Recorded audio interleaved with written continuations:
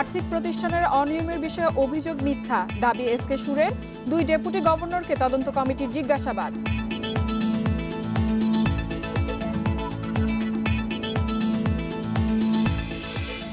Dhaka bypass সড়কের ব্যয় বাড়ল 438 কোটি টাকা, একনেকে প্রকল্প অনুমোদন।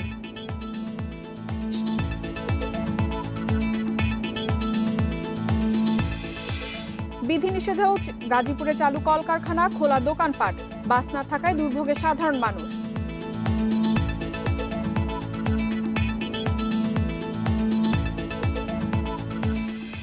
আমন্ত্রণ অর্থনীতি সারাদিনে আপনাদের সঙ্গে আছে আমি ইফাতারা। এতক্ষণ শুনছিলেন শিরোনাম, এবারে জানাবো বিস্তারিত। অনিয়ম দুর্নীতি নিয়ে নিজের বিরুদ্ধে সব অভিযোগ মিথ্যা দাবি করেছেন বাংলাদেশ ব্যাংকের সাবেক ডেপুটি গভর্নর এসকে সুর চৌধুরী। মঙ্গলবার আর্থিক প্রতিষ্ঠানের অনিয়ম দুর্নীতি বিষয়ে গঠিত তদন্ত কমিটির জিজ্ঞাসাবাদ শেষে সাংবাদিকদের তিনি একথা বলেন। দুপুরে বাংলাদেশ ব্যাংকের প্রধান কার্যালয়ের 3য় তলায় 2 সাবেক ডেপুটি গভর্নর এসকে সুর চৌধুরী এবং এস.এম. মনিরুজ্জামানকে জিজ্ঞাসাবাদ শুরু করে তদন্ত কমিটি। এই কমিটির প্রধান deputy governor A K M. Sajedur Rahman Khan. কমিটিতে কেন্দ্রীয় ব্যাংকের কর্মকর্তা ছাড়াও রয়েছেন সাবেক বিচারপতি ও আমলারা। আগামী মাসে তদন্ত প্রতিবেদন চূড়ান্ত করে গভর্নরের কাছে জমা দেবে committee. Bangladesh industrial finance company বিআইএফসির আর্থিক অনিয়মের ঘটনায় আদালতের পর্যবেক্ষণের প্রেক্ষিতে গত 17 ফেব্রুয়ারি কমিটি গঠন করে বাংলাদেশ ব্যাংক। পাশাপাশি অন্য আর্থিক প্রতিষ্ঠানের অনিয়মের ঘটনাও খতিয়ে দেখছে কমিটি। আপনার বিরুদ্ধে যে অভিযোগ করা হচ্ছে স্যার, সেই বিষয়ে আপনি কি বলবেন স্যার? আমার বিরুদ্ধে কোনো অভিযোগ নেই স্যার, আদালতে একজন জবানবন্দি দিয়েছেন স্যার।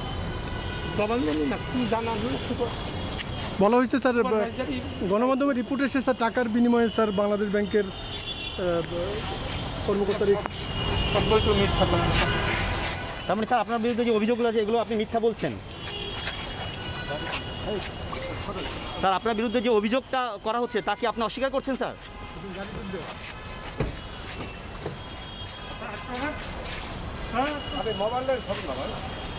স্যার, আপনাকে বিব্রত করতে চাই না, কিন্তু স্যার যদি একটু কথা বলে যেতেন স্যার, তাহলে বিব্রত হতেন না স্যার। মানে যে সব অভিযোগটা করা হচ্ছিল তা কি আপনি অস্বীকার করছেন কিনা স্যার? অবশ্যই। দেশের ব্যাংকগুলোতে উপচে পড়ছে আমানতের টাকা। হালনাগাদ তথ্য অনুযায়ী 2 বছরের ব্যবধানে ব্যাংকগুলোতে আমানত বেড়েছে 3,10,000 কোটি টাকারও বেশি। বিশ্লেষকরা বলছেন, করোনাকালে গ্রাহকদের সঞ্চয় প্রবণতা বৃদ্ধি পাওয়ায় বাড়ছে আমানত। তবে আমানতের সুদহার একেবারেই কমিয়ে আনায় বিপাকে সাধারণ মানুষ। বর্তমানে দেশের ব্যাংকগুলো আমানতের উপর সর্বোচ্চ 6% সুদ দিচ্ছে। সুদহার কমিয়ে আনা হলে আমানত পাওয়া যাবে কিনা এ নিয়ে শঙ্কা থাকলেও পরিস্থিতি পুরোপুরি বিপরীত। বাংলাদেশ ব্যাংকের তথ্যানুযায়ী 2019 সালে এপ্রিলে এই ব্যাংকগুলোর আমানতের পরিমাণ ছিল 11,26,000 কোটি টাকা। 2 বছরের ব্যবধানে তা বেড়ে হয়েছে 14,36,000 কোটি টাকা। অর্থাৎ 2 বছরে আমানত বেড়েছে 27.5 ভাগ। তবে কেন্দ্রীয় ব্যাংক প্রতি 100 টাকায় 87 থেকে 92 টাকা পর্যন্ত ঋণ দেওয়ার ক্ষমতা ব্যাংকগুলোকে দিয়ে রাখলেও চলতি বছরের এপ্রিলে ঋণ আমানত অনুপাত মাত্র 72.48 ভাগ। এডিআর রেশিওটা এই জায়গায় থাকাটা অ্যাকচুয়ালি একটু সবার জন্যেই দুশ্চিন্তার জায়গা। এটার আইডিয়াল হচ্ছে যে 80, 82 মানে 75-এর উপরে। যেহেতু মার্কেট লিকুইড অনেক বেশি, ইনভেস্টমেন্ট অপরচুনিটি কম, এডিআর রেশিওটা এভারেজে এরকম চলে আসছে। অর্থনীতিবিদরা বলছেন, গ্রাহকদের সঞ্চয় প্রবণতায় আমানত বাড়ছে, কিন্তু বিনিয়োগ না বাড়ানোতে ব্যাংকগুলো ক্ষতির সম্মুখীন হচ্ছে। ব্যাংকগুলো কিন্তু আমাদের সুদের হার 3-4-এ নামিয়ে নিয়ে আসছে এবং এর কিন্তু দেখা যাচ্ছে আবার সঞ্চয়কারীদের টাকা পয়সা রাখার একটা প্রবণতা। ব্যাংকাররা সুযোগ নিচ্ছে, এটা মোটেও ঠিক হচ্ছে না, মূল্যস্ফীতির নিচে নেমে যাচ্ছে।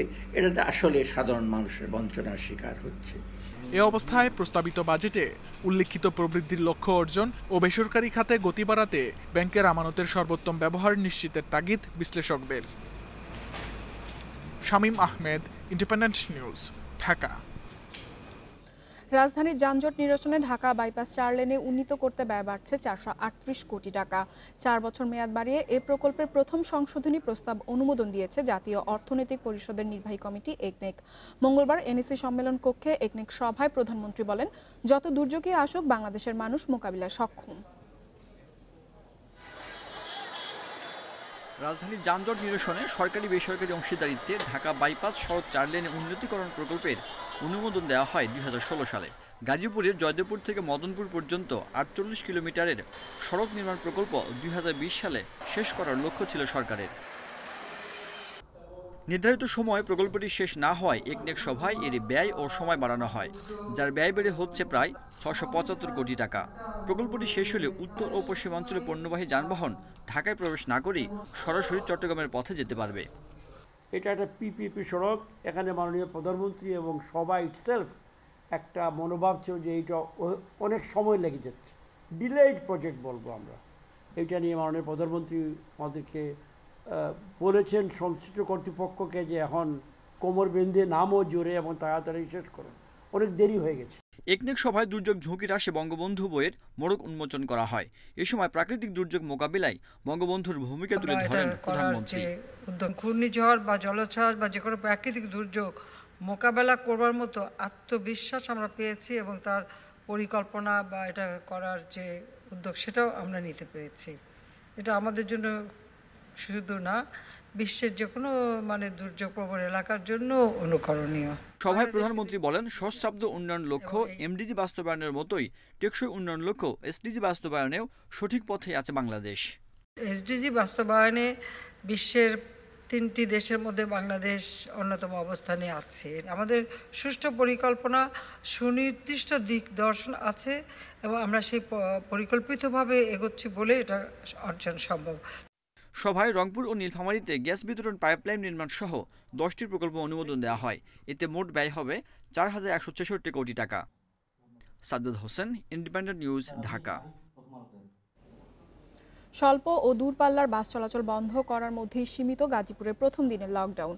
কলকারখানা চালু ছিল পুরো দমে, খোলা ছিল অনেক অফিস, আদালত, দোকানপাট। তবে বাস না থাকায় দুর্ভোগে পড়েন সাধারণ মানুষ। গাজীপুর জেলা প্রশাসকের কার্যালয়ের ভেতরে খোলা চা ও ফলের দোকান। ক্রেতা বিক্রেতার উপস্থিতিতে জমজমাট বেচা কেনা। নানা প্রয়োজনে আসছেন সেবা প্রার্থীরা, অফিসে মিটিং করছেন কর্মকর্তারা, চলছে আদালতের কার্যক্রম। অথচ মন্ত্রী পরিষদের নির্দেশনা ছিল জরুরি সেবাদানকারী ছাড়া কেউই ঘর থেকে বের হবেন না। জেলার ভিতরে যে সিএনজি বা এগুলো চলতেছে, আমাদের বর্ডার নিশ্চিত করতে দেয় ভিতরে এরা চলা শুরু করেছে। তো এটাও আমাদের ওই যে দেখলেন যে ম্যাজিস্ট্রেটদেরকে আমরা বের করতে বলেছি। টি স্টল এখনও ওপেন আছে, কারণ আমাদের প্রচার কালকে আসলে সেইভাবে যতটা হয়েছে সব মানুষের কাছে হয়তো সেভাবে ক্লিয়ার হয়নি। আজকে আমাদের প্রচার কার্যক্রমটা চলছে। বৃষ্টি উপেক্ষা করেই শহর জুড়ে ছিল মানুষের উপস্থিতি। খোলা ছিল অনেক দোকানপাট, অফিস। মাইকিং হচ্ছে আমাদেরকে সীমিত করে রাখার জন্য বলছে, আমরা সীমিত করে রাখছি।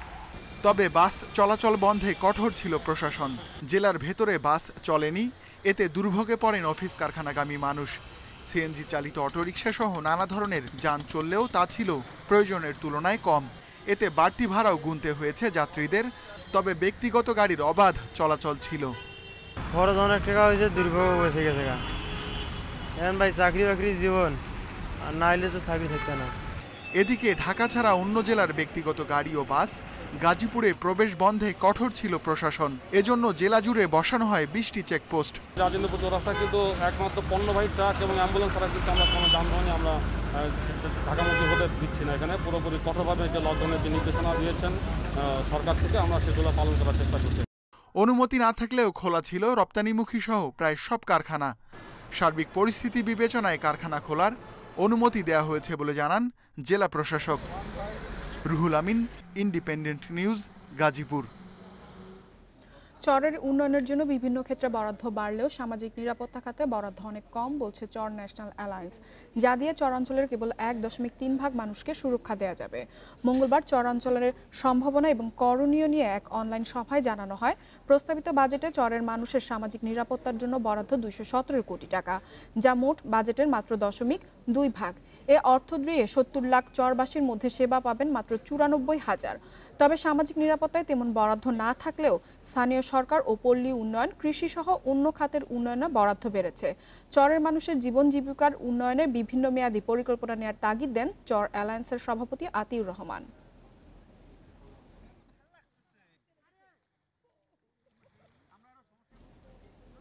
চরের জন্য সুনির্দিষ্ট কর্মসূচিতে যে বরাদ্দ দেওয়া হয়েছে, এখানে দুঃখজনক হলেও সত্যি যে এই বরাদ্দটি অপ্রতুল। চরে বসবাসকারী মানুষের সংখ্যা 70 লক্ষের মতো, কিন্তু সুনির্দিষ্টভাবে চরের জন্য কর্মসূচিগুলো থেকে সেবা পাবেন মাত্র 94,000 চরবাসী।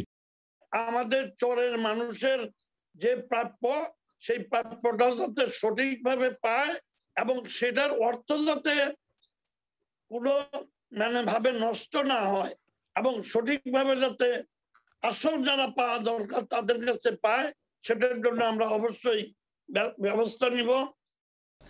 ব্যাংক বহির্ভূত আর্থিক প্রতিষ্ঠানে সাইবার নিরাপত্তা নিশ্চিত করার নির্দেশ দিয়েছে বাংলাদেশ ব্যাংক। সোমবার এ বিষয়ে নির্দেশনা জারি করে সব আর্থিক প্রতিষ্ঠানের প্রধান নির্বাহী ও ব্যবস্থাপনা পরিচালকের কাছে পাঠানো হয়। এতে বলা হয়, নিরাপত্তা নিশ্চিত এবং ডাটাবেজের নিয়মিত ব্যাকআপ সংরক্ষণের জন্য আর্থিক প্রতিষ্ঠানগুলোতে সাইবার সিকিউরিটি ম্যানেজমেন্ট টিম গঠন করতে হবে। এই সিকিউরিটি ম্যানেজমেন্ট টিমকে আইসিটি সিকিউরিটি এবং সিস্টেমের ব্যাকআপের বিষয়ে সামগ্রিক অবস্থা নিয়মিত পরিচালনা পর্ষদ সভায় উপস্থাপন করতে হবে। ব্যাংক বহির্ভূত আর্থিক প্রতিষ্ঠানগুলোতে প্রতি কর্মদিবস শেষে সামগ্রিক লেজার ডাটাবেজ এবং ব্যাকআপ সংগ্রহ করে গাইডলাইন অনুযায়ী যথাযথভাবে সংরক্ষণও নিশ্চিত করতে হবে। কোমল পানীয় কোম্পানি কোকা-কোলা 2019 সালে বাংলাদেশের অর্থনীতিতে প্রায় 1,220 কোটি টাকার অবদান রেখেছে। এতে দেশের মোট জিডিপির 1.11% সমান। প্রতিষ্ঠানটির আর্থসামাজিক প্রভাব SEIA প্রতিবেদনে এই তথ্য উঠে এসেছে। প্রতিবেদনে দেখা যায়, ভোক্তারা কোকা কোলা কেনা বাবদ 1 টাকা খরচ করলে প্রায় 85 পয়সায় স্থানীয় অর্থনীতিতে যোগ হয়। কোম্পানির উৎপাদন কাজে ব্যবহৃত 75% কাঁচামালই স্থানীয়ভাবে সংগৃহীত। এতে বলা হয়, কোকা কোলা 2019 সালে বাংলাদেশের প্রায় 610 কোটি টাকা সমমূল্যের পণ্য ও সেবা সংগ্রহ করেছে, যার বেশিরভাগই নেওয়া হয় স্থানীয় উৎস থেকে।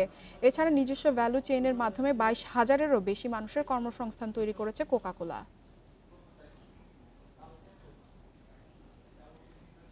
পুষ্টি চাহিদা পূরণে সারা দেশে 5 লাখ পুষ্টি বাগান স্থাপন করা হবে বলে জানিয়েছেন কৃষিমন্ত্রী ডক্টর আব্দুর রাজ্জাক। মঙ্গলবার রাজধানীর খামারবাড়িতে এক অনুষ্ঠানে তিনি এই কথা বলেন। মন্ত্রী বলেন, সারা দেশে 2,53 লাখ বসতবাড়ি রয়েছে। এসব বাড়িতে বেশিরভাগ পতিত জমি অব্যবহৃত থাকে। এসব জমিতে পরিকল্পনা অনুসারে সবজি ফল চাষ করার ভালো সম্ভাবনা রয়েছে। এ লক্ষ্যে পুষ্টি বাগান তৈরি করার জন্য সরকার প্রকল্প হাতে নিয়েছে। 3 বছর মেয়াদী প্রকল্পটি দেশের সব উপজেলায় বাস্তবায়িত হবে, যা পারিবারিক পর্যায়ে নিরাপদ শাকসবজি ফল উৎপাদনে সহযোগিতা করবে। এতে গ্রামীণ অর্থনীতিতে ভালো অবদান রাখবে বলেও জানান কৃষিমন্ত্রী। এবার জানাবো শেয়ার বাজারের খবর। সপ্তাহের তৃতীয় কার্যদিবসে সূচক ও লেনদেন কমেছে ঢাকা স্টক এক্সচেঞ্জে। এ সময় দর হারিয়েছে 55 ভাগ প্রতিষ্ঠান। বিপরীত চিত্র চট্টগ্রাম স্টক এক্সচেঞ্জে বেড়েছে সার্বিক সূচক ও লেনদেনের পরিমাণ। মঙ্গলবার লেনদেন শেষে প্রধান সূচক DAX কমেছে 19.67 পয়েন্ট, অবস্থান করছে 6,105 পয়েন্টে। কমেছে লেনদেনের পরিমাণও। আজ মোট হাত বদল হয়েছে 2,017 কোটি 56 লাখ টাকার শেয়ার। আগের কার্যদিবস থেকে লেনদেন কমেছে 25 কোটি টাকার বেশি। হাত বদলে অংশ নেওয়া 369টি কোম্পানি ও মিউচুয়াল ফান্ডের মধ্যে আজ দর বেড়েছে 134টির, কমেছে 204টির এবং অপরিবর্তিত রয়েছে 31টি প্রতিষ্ঠানের শেয়ারের দর। লেনদেনের শীর্ষে থাকা প্রতিষ্ঠানের তালিকার প্রথম অবস্থানে উঠে এসেছে পায়োনিয়ার ইন্স্যুরেন্স। অন্যদিকে চট্টগ্রাম স্টক এক্সচেঞ্জের সার্বিক সূচক বেড়েছে 2.60 পয়েন্ট। লেনদেন হয়েছে 102 কোটি 59 লাখ টাকার শেয়ার।